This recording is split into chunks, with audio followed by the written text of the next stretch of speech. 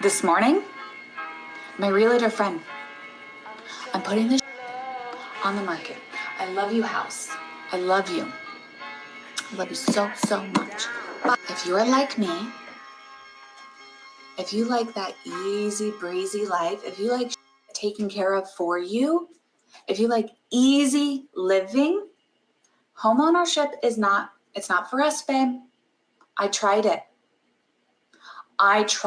Welcome back to Real Estate Mindset. Today's video is going to be on all of the updated information from HUD regarding delinquencies for both homeowners and renters. And I'm also going to show you guys over the last 2 months of May and June, we've lost $769 billion worth of equity in the housing market. So we're not only going to talk about that, I'm also going to talk about the health of the consumer by pulling up updated information on school loans, credit cards, home loans, as well as automobile loans. And we're also going to listen to boots on the ground intel from several people around the nation that are absolutely being gutted by the unbelievable cost of living. The first thing I want to do quickly is I want to show you guys how I'm doing the math so that you could do it yourself. You don't have to trust me, but verify, especially when it comes to economic data, because this data is being used as propaganda.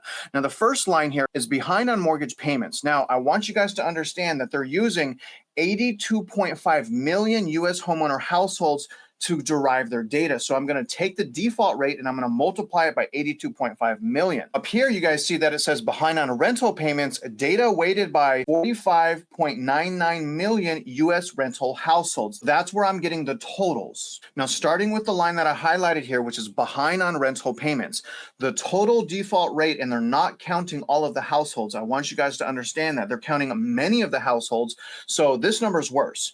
It's right now at 12.8%.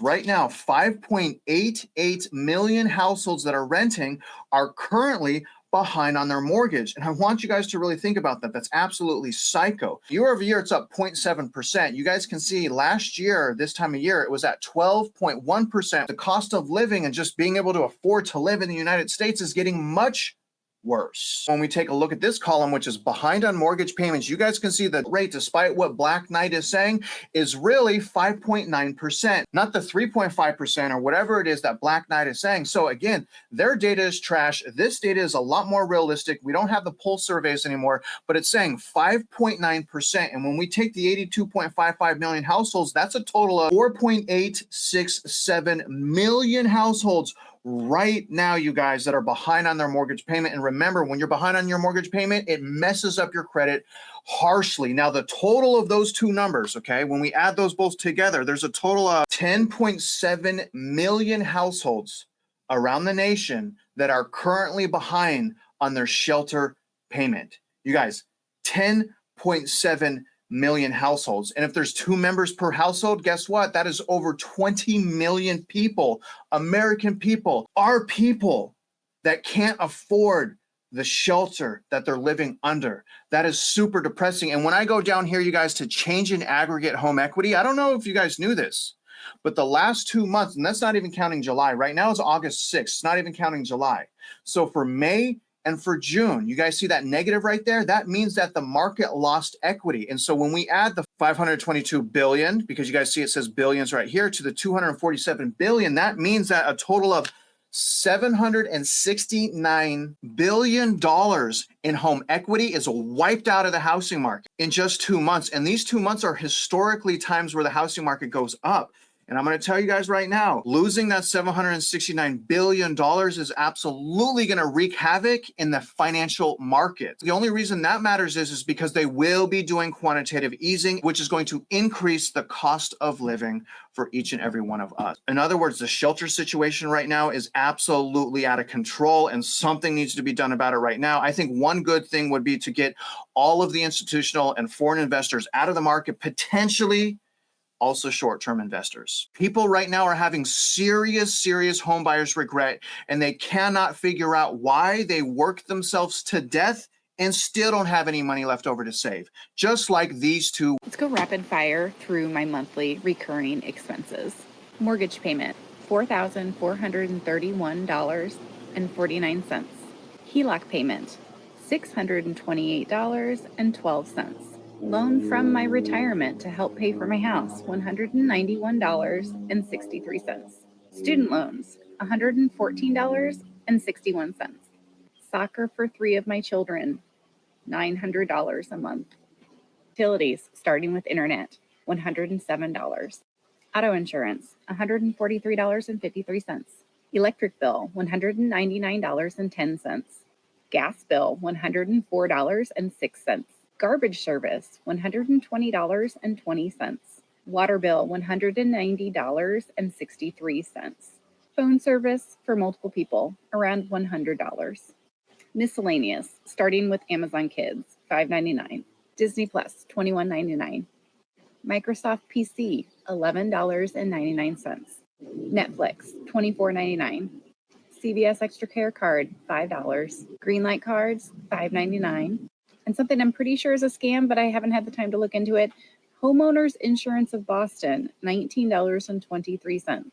The grand total, not including food, gas costs, or any sort of clothing or miscellaneous purchases for daily living, is $6,425.55.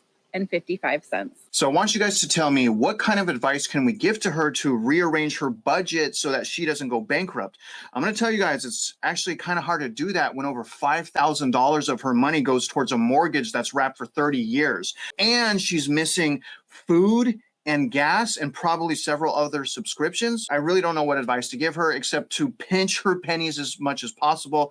Maybe sell your house, because she has 3 loans: a mortgage, a HELOC, and a loan against her retirement, probably for the down payment of the house. But anyways, I want to know what you guys think. What should she be doing differently? Now, as you're thinking about that, listen to this other poor woman that is drowning in debt. But this time, it's not mortgage debt. It's something far worse. I am $205,000 in debt at the age of 24, and this is what I pay in monthly bills. So we're going to start out with my portion of rent. That's going to be $550. My phone is a prepaid phone, so that's only $50 a month. My car payment is $378.59. My private student loan payment is $2,373.35. My car insurance payment is $379.95. And my federal student loan payment is $283.36. And I will total all that up in just a second. Okay, so I totaled it up, and I am paying $4,015.25 in bills every month. Now, like that first video, it's really hard to give her any advice because it's too late. Her school loans are about $3,000 a month. And unfortunately, just like a mortgage, you can't just walk away from the school loan. That debt is going to follow her for the rest of her life. They're going to garnish her wages potentially, any fixed income like Social Security, any refunds on tax returns. She's done. And look how young that woman was. Why is she paying $3,000 a month on school loans? That doesn't make any sense. Maybe she should call them and arrange different payment plans so that she could save money and get herself permanently out of debt. Let me know what you guys think. But either way, look at the astronomical amounts of debt. Starting with mortgage debt, you guys see here that this has been skyrocketing for obvious reasons. And that's why I said losing $769 billion is going to be a big deal. However, the total amount of mortgage debt we have right now in the United States of America, and by the way, these are mortgage-backed securities, and this debt you're looking on your screen is highly leveraged. So it's much worse than what you see. But right now, the amount of mortgage debt for homeowners is $15.8 trillion right now, which is absolutely mind-blowing. The second largest category of debt is sadly student loan debt, and these are secured by the government, so it is extremely hard to get out from underneath this debt. But there's $1.77 trillion with a T in student loan debt. So a lot of college kids are asking the question, should I even go to college? Because they're starting to see and realize that the people and kids that are graduating college are not guaranteed a job. The only thing that they're guaranteed with is to drown in debt and for it to follow them around the rest of their life. So you got to be super careful when deciding what debt you want to carry for the rest of your life. The third highest category of consumer debt is vehicle debt, sitting at $1.56 trillion in vehicle debt. And you guys may remember during lockdowns, people were purchasing a $150,000 truck. How can you purchase a $150,000 truck at a 7-year payment? They're paying $1,000 over 7 years. Think about the atrocity that is. They could literally have purchased a tiny home or a manufactured home for the same cost that it costs them to purchase a truck that they can't even afford to drive, that depreciates like crazy. $1.56 trillion right now in vehicle debt that consumers do, quite frankly, they can't afford to pay off. Perhaps one of the worst categories of debt, which is the emotional debt, and this is not even buy now, pay later. Buy now, pay later has, according to some sources, close to $1 trillion. What you're looking at here is credit card debt. Credit card debt is one of the worst possible debts to be in because you essentially never pay it off if you're making minimum payments, and that's sitting at a little over $1 trillion right now. Credit cards are important to have when it comes to having a great credit score or FICO score, but the key thing there is not having balances on them. Just having them, not using them, because credit card debt, again, you see this on your screen, is the only category of debt that has something called utilization ratio. Most people aren't playing the credit card game properly. I get $200 to $300 back per month for cash back on my credit cards because what I do is instead of using my debit card, I charge my credit card and I pay the entire balance off before it bills, avoiding all finance charges. And I get a recoup, depending on the month, about $200 per month. Now, here's the problem with all of the debt I just showed you. Real median household income. How could any of the people that we just saw on TikTok afford any of that debt if their entire household makes only $80,000 per year? If anyone's making $80,000 per year in America right now, they're poor. And that is super heartbreaking if you really think about that. You literally have to make $250,000 just to get yourself out of poverty. Let me know below in the comment section whether or not you agree with what I just said, because quite frankly, you guys, I don't know how else to put it. I'm doing so many things myself to try to avoid going bankrupt and try to preserve my purchasing power. It's crazy. And I'm going to tell you guys right now, I am failing. I can barely save money right now because the cost of living has literally exploded over the last 4 years as my income has essentially stayed the same. This is a tragedy, you guys. The people that are responsible for this, especially Federal Reserve, are absolute tyrants. If you don't agree with me, then explain below, how is the Federal Reserve helping us as Americans? How are they? They're not. They're back stopping the banks at our expense. And the apathy and the indoctrination of our society is absolutely ravaging us all. So you have fraud, greed, corruption, and then you have immediate gratification and apathy. So you have these two mega important things that are making things worse. And the only way to conquer that is to take control of our finances and continue to educate our communities. We need our communities to unite to make a difference. And you guys already know we are trying to lead that fight. Let's listen to one more TikTok video because this woman is drowning in credit card debt. And you need to listen to what she has to say and be warned not to become like her. My heart is beating 1,000,000 miles per hour and I'm shaking because I'm about to share with the world how much debt I am in. So get ready. Before I tell you the total amount, I want to preface this by saying I'm not looking for sympathy. I'm really not even looking for advice. I'm not looking for your opinions. There is nothing that you can say to me that I haven't already said to myself. This is 13 years worth of really bad financial decisions, being irresponsible, really bad mental health episodes. There's no excuse for it. I've been praying and I've been asking God to lift this off of my shoulders and to help me find a way to take care of this and to get ourselves out of debt so that I can stop saying things to my kids like, we can't afford that. Debt is spread out over 11 credit cards. This is just credit card debt.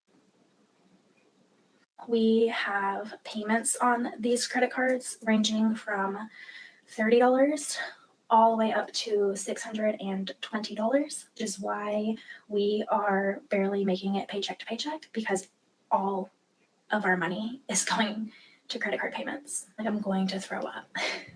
I'm ready to share my truth. I'm ready to share my story, to figure this out. Whether it takes a year or 10 years to get it paid off, I'm going to take you guys through all of it, through the ups and the downs, hard times, the good times. And the amount of credit card debt that I am in, $88,811. Okay, I'm going to go throw up and probably not show my face on this app for the rest of the day because I can't believe I'm admitting this to the world. Comment below. I want to see what you think she should be doing different, because when I hear something like that, she's a young woman. She's in over $88,000 in credit card debt, not a home loan that is attached to an asset, credit card debt, which is usually used emotionally. She's someone that is 100% bankrupt. She just hasn't accepted it yet. And before she's going to accept it, I can pretty much guarantee you, she is going to drown herself in debt. She's going to try everything in her power to get out of it. She's going to see she can't get out of it, and she's going to have no choice but to go bankrupt, or they're going to sue her and roll her up in court. At least that's what I see. Let me know what you guys see. Now, in conclusion, here's what we need to do. We need to rethink our lives. We need to re-budget, and we need to change. We need to set financial goals, and we need to learn how the various types of debt work. Buy now, pay later, horrible. Credit card debt, horrible, but we still need it for a good credit score.